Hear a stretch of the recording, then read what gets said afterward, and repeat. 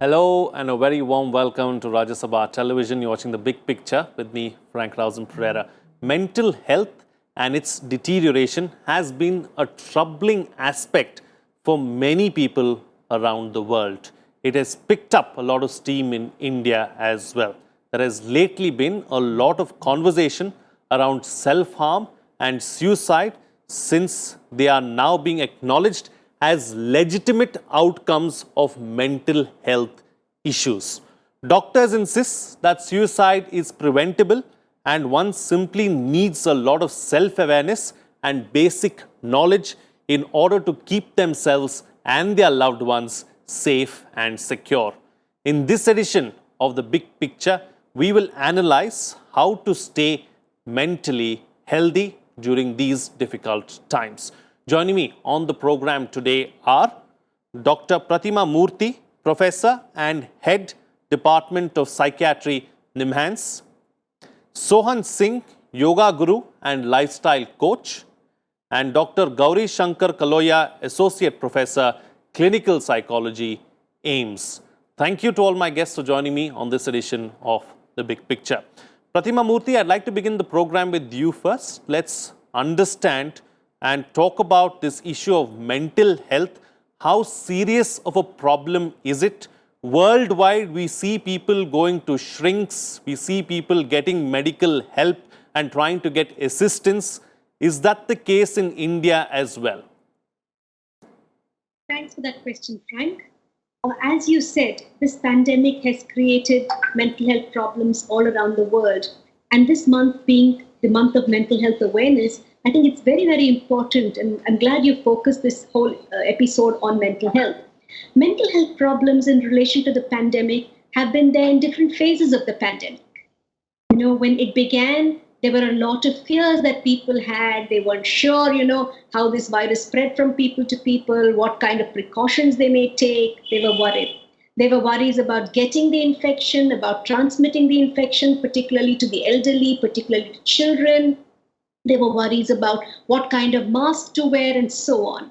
And then once we entered the pandemic, if a person got infected, what do you do? What kind of treatment should you take? What happens if you have breathing difficulties? These are problems that have occurred all around the world. And what usually happens is the psychological stress that comes with it. So psychological stress is a uniform thing that has been seen in people right across the board, whether it's a general population, whether it's especially people who are working in healthcare, the so-called, COVID warriors or the police, etc., etc. In addition to that, people have seen a surge of common mental disorders, anxiety, as well as depression. And as you mentioned, perhaps an increase in suicidal ideas related to loneliness, related to stress, related to economic difficulties, and of course, the virus itself, when people get infected, we now know that the virus doesn't just affect the lungs, it affects different parts of the body, including the brain. And these effects may be a consequence of that as well. And then recovering from it, getting back and getting on with your life, all of it can produce various kinds of psychological stress. Sleep problems, substance use, that's another thing that we don't really see as mental health problems. So we've seen an increase in alcohol consumption, for example. Right. Points taken. Let me take those points that you're making forward with the other panelists as well. This issue of depression and stress, a lot is spoken about depression and stress. Is it just a loose word that is now thrown around, or are people actually suffering from depression? What are the telltale signs really as far as depression is concerned? Dr. Gauri Shankar Kaloiya. There is a difference between depression and diagnosis of depression. Diagnosis of depression is called major depressive disorder, whereas in depression, like you are not feeling good, feeling low, feeling sad, so such type of symptoms may be there, and there are so many factors for that. But for diagnosis, you need certain criteria to be fulfilled, and diagnosis will be made by mental health professionals. For example, psychiatrists, clinical psychologists, or psychiatric social workers. Generally, they are working in this field. So basically, there are three criteria on which the diagnosis is based. So the first one is low mood. Another thing is like you are not able to enjoy pleasurable activities which you were enjoying earlier. And then third one is easy fatigability. Even though you are not working, you feel lethargic, you feel tired, you don't feel like doing anything. And there are different subcategories of depression like mild, moderate, or severe. It depends on the basis of the presence of the symptoms. That is one thing. And but even though diagnosis is not there, there might be some symptoms which will affect your well-being, like low mood. Low mood may lead to certain thoughts, or certain thoughts may lead to low mood. Negative thoughts, we call it automatic negative thoughts, and you may not feel like doing anything. Okay, so even though the symptoms are there, we should not ignore it. Okay, these are the symptoms, there is no diagnosis. So because these symptoms affect our well-being, our healthy lifestyle. So this we have to be very much clear. And sometimes depression is associated with anxiety symptoms also, like palpitation, nervousness, dryness of mouth, okay, and avoiding certain situations, not going to in a certain situation, or avoiding gathering or crowd. So there might be so many symptoms. So generally it could be associated with like repeated thoughts, and sometimes suicidal thoughts also, feeling of worthlessness, hopelessness, helplessness. And there will be always change in mood, but the change in mood will be pervasive. It's not like for 1 hour the person is happy, another round the person is unhappy. It's not. And their sleep and appetite will be disturbed, and the person wants to remain aloof. And if there are some symptoms of psychosis, like seen in severe depression, a case of severe depression, sometimes psychotic features are also there. So odd behaviors or inappropriate behaviors, or some beliefs called delusions may be there. And in some cases, like excessive use of substance, for example, alcohol or tobacco, cannabis, sometimes it is also seen. The things like people try to manage their mood with using such substances. Okay.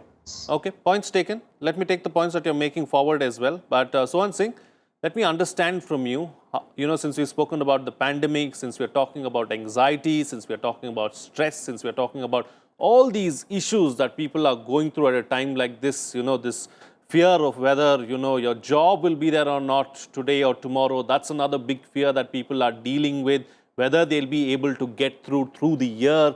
These are some very big pertinent questions on many people's minds.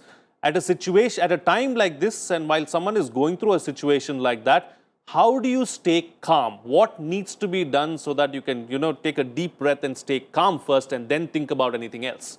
There are two things very important for everyone. One is the positive attitudes towards the life. When you are thinking about the life, you're not thinking about a life from the book. You are thinking about the life you are living on a daily basis, and which can have many hiccups. And we are used to it. For example, as Madam said, we are living in the middle of the pandemic.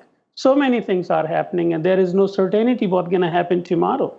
So our behavior is tend to change according to that particular situation and how it's going to be shape up in coming days. So one is the nature of acceptance. Accept the situation as we are in. If you are going to push this away, then it's going to come back more with the negative energy, and you're going to get sucked into this. And this negative energy creates such a black hole that not only you alone going to get into this, but also your entire family, friends, and everyone. And suddenly it seems like you are a psycho or something serious problem with your mind. But basically, this is a negative thought process, and somehow you are not accepting yourself. For example, let's say you have to work from home. So you have children there, you have a family, everything. There is no space, everyone in the same space now, and you are sharing with them. And that might create some stress on you. So once you accept the situation, then it's easy to deal with. Second thing, how can we stay positive? It's really simple. I'm living in this situation since the beginning. Try to breathe. As long as you can breathe, pump oxygen into your mind, things can be smooth. So everyone needs to understand all the viewers of the Rajya Sabha TV, please breathe. Every day, find 2 minutes of time, early morning, afternoon, whenever you can, breathe, and that will help you to calm down. Second thing, do not go into the unnecessary negative thinking. For example, if there is a problem of job, no certainty what's gonna happen. Try to breathe and give yourself a little bit of space so you can think the alternative solution. And very simple, as my personal experience and my followers around the globe, do some yoga. Basically, 4 or 5 yoga poses, if you can manage to do, it can push stress and the negative energy out of the system. For example, one asana everyone should remember, cobra pose. Second asana, downward dog. Third asana, baby pose. Fourth, after the meal, sit down in Vajrasana. These simple steps will allow you to think positive, breathe, and same time have a negative energy go aside. And it will also let your family members probably follow you the same routine. This can create a cohesive environment where everyone can keep the positive thinking. Calmness is very necessary, but calmness is such a pillar. If one person can be calm in an entire family, then everyone can get affected. So everyone remember the 4 or 5 yoga poses which I told you, practice them every day, sit down 2 minutes a day somewhere and breathe. Deep breathing, deep inhale and deep exhale. That will help you a lot to keep calm and stay focused and give you lots of energy to fight this time we are in living now. Absolutely. I think that's a very pertinent point that you raised about, remaining calm, staying happy, because positive energies tend to spread to others as well. And if you're going to be negative and go into, a slump, then that kind of an energy is going to spread to everyone around as well. So it's important to be positive at a time like this and follow a simple routine. All right, taking the discussion forward now. Dr. Pratima Murthy, let's talk and try and understand about, we spoke about the telltale signs really as far as depression is concerned and what a person might be going through. When do you decide that someone needs medical help?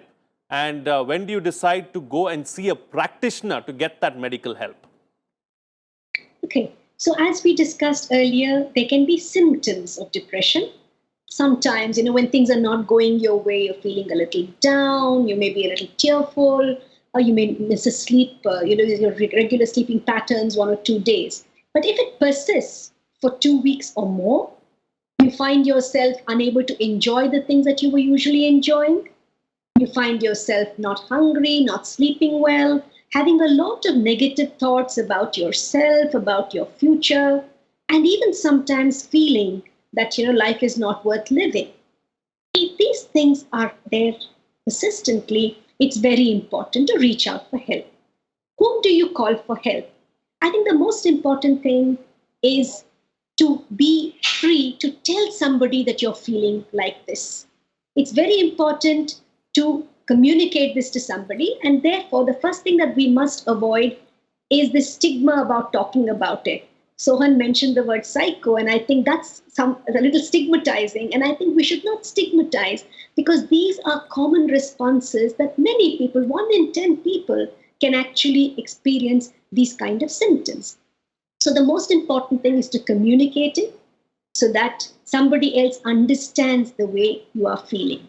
The second thing is, if by making some lifestyle changes, if these symptoms are mild, make sure you follow what are called sleep hygiene measures, go to bed at a particular time, have an adequate routine during the day, exercise adequately, try and divert your mind. If this doesn't work and these symptoms are persisting, talk to your nearby doctor. There are, of course, as was mentioned earlier, psychiatrists who are specialists in mental health, they're medical specialists in mental health. There are also psychologists, there are counselors. If the sleep disturbances are very severe and the person is feeling suicidal, it must be treated as an emergency and you must contact your healthcare provider, ideally a psychiatrist if the psychiatrist is available. How do we help people with these symptoms? If the symptoms are very severe, we give them medication. For depression, the typical medications are antidepressant medications given for a short duration of time till people feel better. And it is accompanied by counseling as well as psychotherapy if required. This means that the person needs to be supported. The person needs to feel that somebody is understanding them. The person learns to communicate and correct some of the thoughts that are not quite right. I mean, one thing didn't go well, and the person thinks it's the end of life. It's rarely like that. So we call that catastrophic thinking. The negative thoughts, irrational thoughts, which we help people to overcome. That's what happens in the therapy. So a combination of medications as well as various kinds of therapy, including cognitive behavioral approaches or mindfulness approaches, they can help the person to come out of it. And like Sohan mentioned, doing things on a routine manner, like yoga, for example, or any kind of meditation which helps to calm down your mind, doing adequate exercises, learning to distract yourself from these kind of negative thoughts, and filling up your day with activities. That's something that people don't do when they're low in mood. They don't have the motivation to do things, so they don't do anything, and that kind of worsens the mood. So it's very important to be engaged in some activity or the other during the day, to eat at the right time. Right. So a combination of lifestyle, medication, and counseling is the way to treat these symptoms. Absolutely, absolutely. All right. So, Gauri, Shankar, Kaloiya, let's talk about the role of family and the role of peers and, the kind of support system that you have around you. How important is that? Actually, the role of family and friends is very important.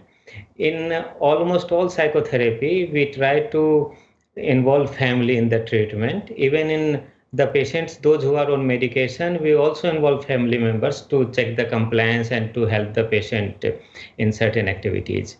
So we cannot deny the role of family and friends. So basically, family and friends, they work like a support system for the patient. So like we can treat family members with the patient. Treat means family members may not need medication, but they might be having certain distress. Like if one person is having some problem in the family, so the whole family suffers. They develop anxiety symptoms, depressive symptoms, or they might be having just distress. So when we talk to the family members, not about the patients only, about themselves also, so they become all right, and they become more enthusiastic, they become more motivated to take care of the patient. And it is very much required, because in almost all psychiatric disorders, patients, they do not feel like taking medicine. They think treatment is not required. For example, in case of depression, patient think, or family members also, they think I am thinking more, patient is thinking more, that's why the symptoms are more. So if patient stops negative thinking, the problem will be all right. So but this is not true. Due to illness, the thinking is increased. The thoughts, or almost all thoughts, are negative and automatic. They used to come again and again, and patient want to get rid of such thoughts, but generally patient cannot. So sometimes what happens, if family members are not aware about this illness or this phenomenon, they try to pressurize the patient. Do not think negative. Don't think.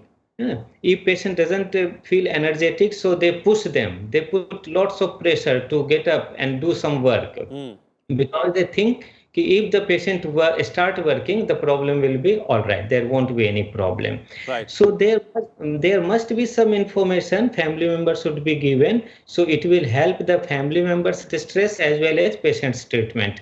Like patient is not thinking more. This is the symptom. This is symptom of the illness. Like it is not related to any karma of the past life. These are the illness. Like we all human beings are prone to one or another type of illness, physical or psychiatric illness. So who will be getting what type of illness, we are not sure, but definitely we will be having one or another type of illness. And our personality, way of adjustment, psychological flexibility is also deciding the way we are managing stress. Sure. And social environment where we are living in the.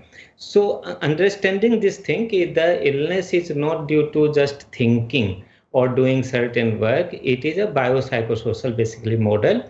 So all biological, psychological, and social factors, they play a role when the person develops any type of illness. Points taken. Okay, all right. So, Sohan Singh, we've spoken about medication. How do we deal with all of these problems without medication? What kind of lifestyle changes can we bring about? Is there anything that we can follow as a routine, as a regimen, so that we can stay healthy, stay mentally healthy, and then stay physically healthy as well?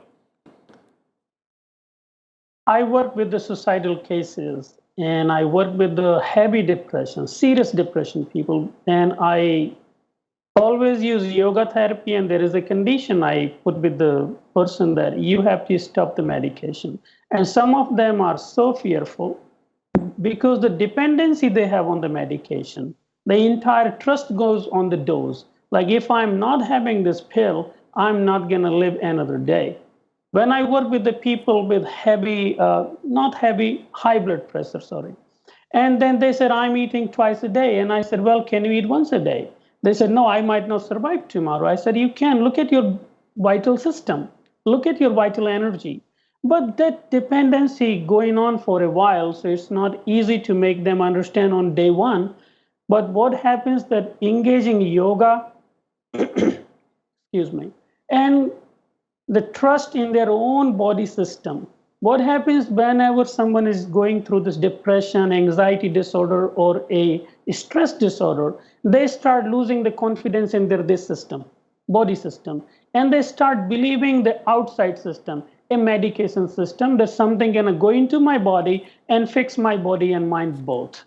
But without having a proper trust in your organism, that won't happen very fast. So in part of the yoga therapy, we introduces the breathing pattern which calm down your brain in 20 seconds. Anyone who is listening to the program and they are having this kind of disorder, please practice Brahmari Pranayam. And that will help you to calm down your brain in 20 seconds, and make that a regular practice. Once or twice a day, if you are having a hard time to fall asleep, do it again. This is one of the pranayam which can help to calm down your brain cells. Second one, mentally fit person might be looking physically weak, but physically strong person can be very mentally weak. So it's very hard to identify someone is looking physically fit, he is not mentally sick. So we have to understand these two places very well. Right. But achieving both health, mental and physical health, I think yoga is the perfect combination for both. Anyone can follow 15 to 20 minutes routine on a daily basis with 1 or 2 pranayam, whether it's Anulom Vilom, Brahmari, simple deep breathing. It will help you to attain that health. One more point I want to make here. If you are suffering from this, please do not blame yourself. This is treatable. Okay, as other analyst in the panel said, we have to treat this as another illness. So do not think that you are wholly responsible and this is never going to go away. This can be treated. Various therapies are there, and we have to trust into our body system. It is designed to adapt. So when you are going through all this, I advise yoga, that's all I know. And if you practice yoga 15 to 20 minutes, you will be getting out of this very fast. Absolutely. All right, time to get quick closing comments from all my panelists in 1 minute each, the best way forward, starting first with you, Pratima Murthy. One of the most important things to remember for all of us is that this pandemic will pass. But we have to keep ourselves healthy while we are passing through this pandemic. So stay positive, engage yourself, keep active, look after your physical as well as mental health. Avoid too much misinformation about the pandemic. Take precautions. Stay safe. Wear masks. Maintain physical distancing. Hand hygiene. Stay connected with people so that you're supported and you don't feel lonely. If you feel any of these symptoms of distress, reach out for help. There is always help available. Family, friends, professional help. If there are serious symptoms of depression or anxiety, please reach out for help. And finally, make sure you follow a holistic system of medication if necessary, counseling if necessary, lifestyle, healthy exercise, diet, as well as yoga and other forms of meditation to help you to feel better. Absolutely. Gauri, Shankar, Kaloiya. Yeah, actually, due to stigma, people do not seek help. And stigma is not related to only illness, related to treatment also. For example, people do not think ECT, like electric shock therapy, is one of the treatment. Like certain type of antipsychotic or benzodiazepines are like good source of treatment, and they help in recovery. So they think, most of the patients or family members or society members, they think these medications make them dependent. So they have to take lifelong. But like if we have BP or diabetes, we take medication for lifelong. Whereas in psychiatric cases, there is a possibility that these medication will be tapered down or will be stopped after some times when the patient is recovered fully. The same way, like psychotherapy, like if a person is going for a psychotherapy, they think he has not good willpower. Right. So the person taking willpower, so everyone can improve his willpower, and there is no need of any type of psychotherapy. Sure. So such things must be, people should know that these are the stigma, and stigma basically affects negatively, as it do not allow the people to go and seek help. Sure. Then it induces shame and guilt. Okay, So we points have taken. to Points taken. Sohan Singh, quick closing comment from you. Just breathe. As long as you can breathe, you can be okay. Do not think too much. Accept the situation you are in. Be happy. Now you say how to be happy. Breathe. Talk to the people. Look at your loving system in the family. Your wife, friends, sister, parents, friends, everyone. Look at the positive side of the life. Look at the importance of the life, how important you are in the family. So just breathe, be happy, and take it easy. Everything gonna pass, and we're gonna be rocking on the top of this thing. So take it easy and enjoy the life. Absolutely. All right. On that note, then I'll call it a wrap on this edition of The Big Picture. Thank you to all my guests for joining me on the program and putting things into perspective for us. What's coming out of this discussion is that we need to accept the situation we are in, and don't let your mind delve into the negative domain. Make the most of what is available. Stay positive, breathe and pump oxygen into your system. Stay calm and do some simple exercises or yoga. It can really help. Follow a routine, stay calm. Remember, energy is spread, both negative or positive. So if you're positive, you're only going to spread positive energies. It's important to communicate, talk about what you are feeling, and so that somebody else can also understand what you are going through. Avoid the stigma attached to mental health. Don't blame yourself. You are solely responsible for the situation you are in, and it is not something that is not treatable. So you can always talk and ensure that you come out on top of this particular situation. Together, we can deal with anything. With that, it's a wrap. See you again next time.